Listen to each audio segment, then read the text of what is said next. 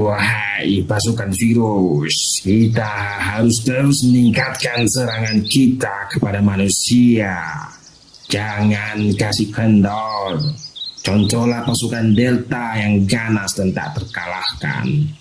India sudah kita kuasai, Brazil sudah tumbang, Afrika Selatan kita injak-injak, Amerika sudah kita cengkram. Setelah ini kita bentuk pasukan khusus lagi, gabungan antara Alpha dan Delta dengan nama pasukan Pak D.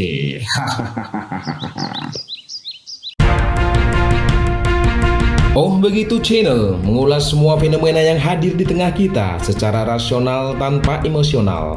Tetap ikuti channel ini dengan klik like, subscribe, dan nyalakan loncengnya. Varian-varian bikin korban.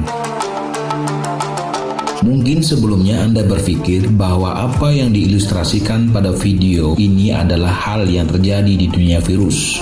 Virus dengan cerdasnya melakukan konspirasi dengan membentuk varian baru yang lebih ganas dan mampu melawan kekebalan tubuh manusia yang sudah divaksinasi. Apakah hal ini benar adanya? Berikut penjelasannya.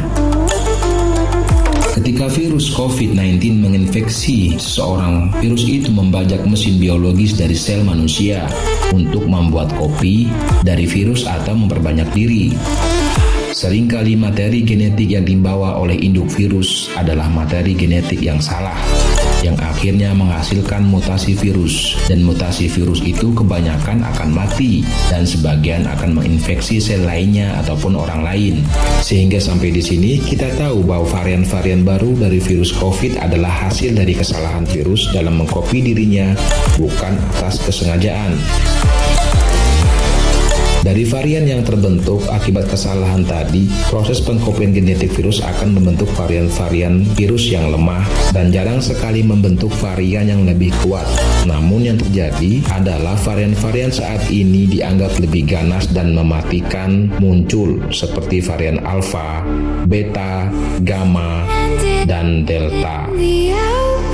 Varian-varian inilah yang disebut dengan varian of concern. Jadi secara umum, varian dibagi menjadi dua golongan, yaitu varian of concern, varian of interest. Secara pasti, bagaimana varian-varian ini muncul masih belum jelas. Tetapi para ilmuwan memiliki beberapa petunjuk ketika melakukan monitoring terhadap orang yang menderita COVID dalam waktu yang lama atau kronis.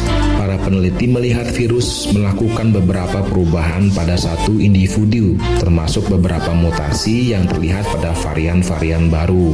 Virus mampu untuk melanjutkan replikasi di dalam tubuh manusia untuk beberapa bulan dan membentuk mutasi baru. Ada juga beberapa indikasi yang menunjukkan bahwa virus mungkin saja mencari cara-cara untuk menghindari pengobatan tertentu seperti plasma convalescence, di mana antibodi diekstraksi dari darah seorang yang sudah pulih dari COVID-19 dan diberikan kepada pasien yang mengalami sakit yang serius. Situasi ini dapat menghasilkan hipermutasi, yaitu proses optimasi replikasi dalam host virus. Varian Alpha misalnya adalah hasil dari beberapa kali mutasi pada pasien yang mengalami sakit dan berhasil keluar atau kabur dengan melakukan penularan kepada orang lain. Jangka waktu munculnya varian-varian ini pun tidak beraturan. Dikutip dari website WHO, varian Beta muncul paling awal, yaitu pada Mei 2020 di Afrika Selatan. Varian Alpha muncul pada September 2020 di Inggris. Varian Gamma muncul pada bulan November 2020 di Brazil. Varian Delta muncul di India pada Oktober 2020. Sedangkan varian of interest juga bermunculan, misalnya varian Eta muncul di beberapa negara pada Desember 2020. Varian Iota muncul di Amerika Serikat pada November 2020. Varian Kappa muncul di India pada Oktober 2020. Dan varian Lambda muncul di Peru pada Desember 2020. Untuk memudahkan pemahaman kita, mari kita lihat ilustrasi yang diberikan oleh WHO berikut ini. Di dalam virus terdapat molekul yang disebut dengan nukleotida yang membentuk kombinasi yang berbeda-beda, misalnya A, G, C, U. Bayangkan saja seperti kunci sepeda, di mana setiap roda-roda kunci atau lajur huruf memiliki 4 pilihan, yaitu A, C, G, dan U. Dan sekarang, bayangkan apabila kunci roda tersebut memiliki 30.000 roda atau 30 lajur kunci, dan kode itulah genome sequence dari sebuah virus. Setiap kali virus menyebar, virus itu akan mengcopy sekuen ini, tetapi setiap saat seperti kopinya, roda sekuen ini dapat terjadi kesalahan atau slip.